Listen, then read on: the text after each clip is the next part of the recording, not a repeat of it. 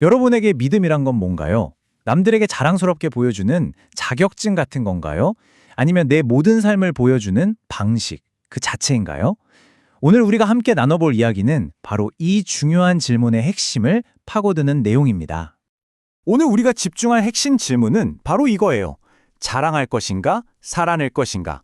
정말 간단해 보이는 이 질문 하나가 우리가 가진 어떤 신념이나 가치관을 그냥 액세서리처럼 여기는지 아니면 우리 존재의 심장처럼 여기는지를 아주 날카롭게 보여주거든요.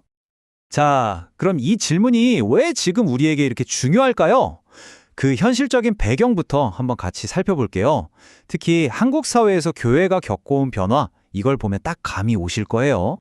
정말 한 세대 전만 해도요, 교회 다닌다고 하면 그게 일종의 신뢰 보증수표 같았어요. 아, 저 사람 크리스천이구나 하면서 좋게 봐주던 그런 시절이 분명 있었죠. 근데 지금은요? 완전히 달라졌죠. 오히려 어쩔 땐 좀 숨기게 되고 심지어 비판의 대상이 되기도 하는 그런 현실이잖아요. 근데 이걸 꼭 나쁘게만 볼 건 아니에요. 어떻게 보면 오히려 좋은 기회일 수도 있습니다. 그러니까 외부에서 주어지던 어떤 혜택이나 인정 같은 껍데기를 싹 걷어내고 내 믿음의 진짜 알맹이는 뭐지? 하고 스스로에게 정직하게 물어볼 수 있는 진짜 좋은 타이밍이라는 거죠. 자, 그래서 이 질문을 제대로 이해하려면 이 두 가지 개념을 알아야 합니다. 신앙을 보는 완전히 다른 두 가지 관점, 바로 특권과 정체성입니다. 여기 표를 보시면 딱 대비가 되죠. 먼저 신앙을 특권으로 생각하면요. 그건 내가 가진 것, 일종의 스펙이 되는 거예요. 그러니 자랑하게 되고 남이랑 비교하게 되죠. 나는 있는데 너는 없지? 이런 식으로요. 그리고 이건 언제든 잃어버릴 수도 있는 거고요. 반면에 신앙을 정체성으로 본다? 그럼 이건 나 자신, 바로 내 존재 그 자체가 되는 겁니다. 이건 자랑하는 게 아니라 삶으로 살아내야 하는 거고요. 어떤 상황에서도 길을 잃지 않게 해주는 내 안의 나침반 같은 역할을 하는 거죠. 이 특권이냐 정체성이냐 하는 갈등이 사실은 아주 오래된 이야기예요. 수천 년 전으로 거슬러 올라가서 구약의 아모스 선지자 시절 이스라엘 백성들의 이야기를 한번 들어볼까요?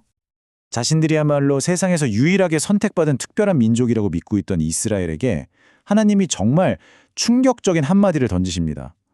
너희가 저 멀리 있는 구스 족속이랑 다를 게 뭐냐? 와, 이 한마디에 그들이 그동안 쌓아올렸던 모든 자부심과 특권의식이 그냥 와르르 무너져 내리는 거죠.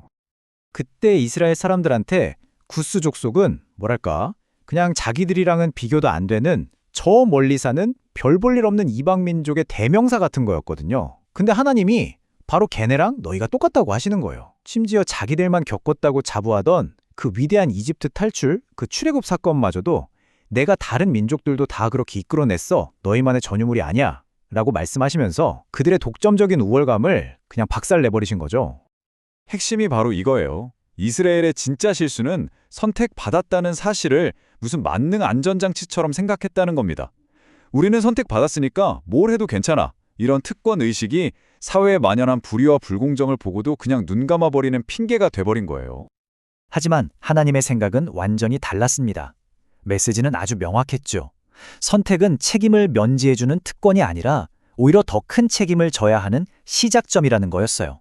그러니까 특별한 관계라는 건 특혜를 누리는 자리가 아니라 오히려 더 높은 수준의 삶을 살아내야 하는, 더 무거운 기대를 짊어지는 자리라는 뜻이죠. 그래서 하나님이 약속하신 회복도 그들이 잃어버린 특권, 그 옛날의 지위를 되찾아주는 게 아니었어요. 그게 아니라 그들의 진짜 정체성을 회복시켜주는 거였습니다. 다시 말해 정의와 공의를 삶으로 실천하는 하나님의 백성다운 모습, 바로 그 본질로 다시 세우겠다는 약속이었죠. 자, 그럼 이제 시간을 훌쩍 뛰어넘어서 신약으로 가볼까요? 사도 바울이 이 정체성이라는 개념을 얼마나 더 깊고 놀랍게 발전시켰는지 한번 살펴보겠습니다. 바울은 로마서에서 말해요. 이건 그냥 이름표만 바꿔다는 그런 차원의 이야기가 아니라고요. 우리 존재의 가장 깊은 곳, 컴퓨터로 치면 운영체제, OS 자체가 완전히 바뀌는 그런 근본적인 변화에 대해서 이야기하고 있는 겁니다. 먼저 종의 영을 따라 사는 삶이 있어요. 이 삶을 움직이는 핵심 동력은 바로 두려움입니다. 벌 받을까봐 무서워서, 아니면 상 받으려고 움직이는 거죠. 모든 관계는 주인한테 이걸 해줘야만 해 하는 의무감으로 가득 차 있고, 결국 모든 행동의 끝에는 이익이 자리 잡고 있습니다. 그런데 양자의 영, 즉 자녀의 영을 받으면요, 게임이 완전히 달라집니다. 삶의 동력이 두려움에서 사랑과 소속감으로 바뀌어요.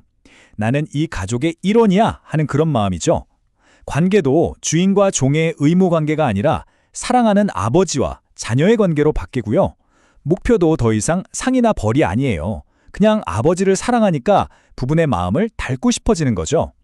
삶의 방향 자체가 180도 바뀌는 엄청난 전환입니다. 그러니까 하나님의 자녀라는 정체성은 무슨 초능력 같은 걸로 증명되는 게 아니라는 거예요.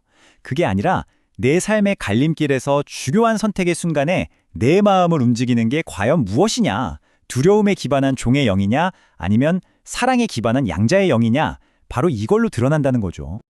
자, 그럼 이제 가장 중요한 질문이 남았죠. 특권을 자랑하는 게 아니라 정체성을 살아낸다는 거. 이거 도대체 구체적으로 어떤 모습일까요? 우리 실제 삶에서는 어떻게 나타나는 걸까요? 바울은 여기서 어쩌면 우리가 가장 듣기 싫어할 수도 있는 아주 불편한 진실을 툭 던집니다. 진짜 자녀가 된다는 건 좋은 영광만 함께 누리는 게 아니라 고난도 함께 받아야 한다는 거예요. 와, 이건 믿음 생활하면 모든 게 다 잘 풀리고 편안해질 거라고 기대했던 사람들의 생각을 그냥 정면으로 부숴버리는 말이죠. 이건 확실히 해야 돼요. 이 정체성은 여러분의 삶에 문제가 하나도 없을 거라고, 모든 일이 다 잘 풀릴 거라고 보장해 두지 않습니다. 진짜 많은 사람들이 이걸 오해하거든요. 그럼 뭘 보장하냐고요? 문제가 없는 삶이 아니라 문제 속에서도 길을 잃지 않을 방향을 보장합니다. 폭풍우가 몰아쳐도 내 배가 어디로 가야 하는지 아는 것. 바로 그 명확한 방향 감각. 그게 바로 정체성이 주는 진짜 힘이에요.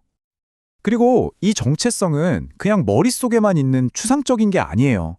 아주 구체적인 순간에 드러나죠. 내가 잘 나갈 때, 성공했을 때 어떤 태도를 보이는지, 반대로 완전히 실패하고 넘어졌을 때 어떻게 반응하는지, 나보다 힘없는 사람들을 어떻게 대하는지, 그리고 중요한 갈등 상황에서 손해를 보더라도 무엇을 선택하는지, 바로 이런 삶의 순간순간에 내 진짜 정체성이 드러나는 겁니다. 오늘 이야기의 결론입니다. 진짜 믿음은 저는 크리스천입니다 하고 명찰을 달고 다니는 게 아니에요. 그게 아니라 그 이름에 걸맞은 삶의 이야기를 매일매일 살아내는 거죠. 그냥 붙어있는 이름표가 아니라 계속해서 움직이고 흘러가는 역동적인 삶, 그 자체가 바로 믿음이라는 겁니다. 자, 이제 마지막으로 이 질문을 여러분 자신에게 한번 던져보시면 좋겠습니다. 내 삶에서 내가 그저 남들에게 보여주고 자랑하기 위해 붙들고 있는 특권은 뭘까? 그리고 반대로 어떤 힘든 상황 속에서도 나를 나답게 만들어주는, 내가 온몸으로 살아내고 있는 진짜 정체성은 과연 무엇일까? 한번 깊이 생각해보는 시간이 되셨으면 합니다.